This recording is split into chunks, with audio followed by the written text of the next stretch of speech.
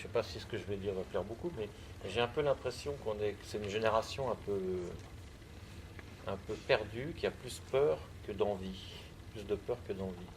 Et on le voit, nous, dans les stagiaires, les jeunes stagiaires qu'on prend, il manque énormément d'énergie. Et quelque part, parce que c'est une génération qui a peur de l'avenir, qui a peur de la sécurité. En France, récemment, les jeunes faisaient grève pour les retraites. Et moi, je me disais, mon Dieu, mais c'est terrible, ils sont à 18 ans, ils font déjà grève pour les retraites. Est-ce qu'ils sont déjà en train d'économiser pour leur enterrement? Je disais.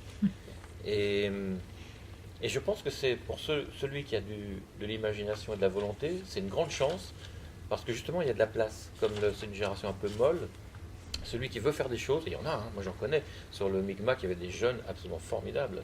Ceux-là, ils ont vraiment de la place pour faire des choses. Donc c'est quelque part une grande chance pour celui qui a de la volonté.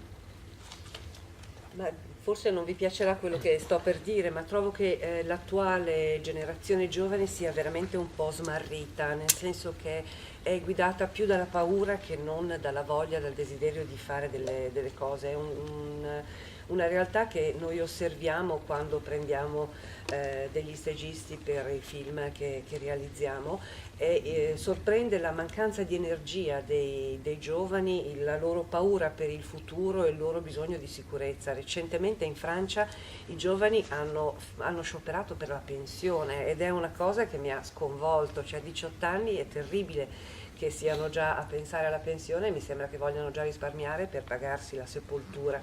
E questo però ha un risvolto positivo, e cioè lo spazio che consente invece ai giovani che hanno delle iniziative e la volontà di affermarsi, di trovare appunto cioè di poter emergere in mezzo a questa generazione che è un po' molle. Quindi ci sono dei giovani che sono veramente molto dotati e possono venire fuori.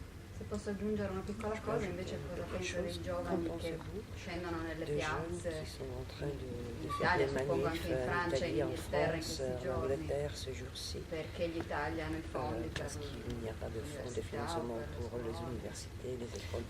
l'antitesi di quello forse. Ce qui marque, c'est que aujourd'hui les jeunes manifestent pour être pour être dans le système, alors que quand nous on était jeunes, on manifestait pour être contre, pour être en dehors du système. C'est ça qui fait la grande différence, quoi. Sì, quello che sorprende è che di fatto i giovani oggi manifestano per riuscire a inserirsi nel sistema, mentre quando manifestavamo noi era contro il sistema, proprio per ribadire la nostra posizione fuori. En même temps, quand je dis ça, j'entends mon père dire oui, moi quand j'étais jeune, c'était autrement. Mentre lo dico, sento mio padre che dice quando ero giovane io la situazione era diversa.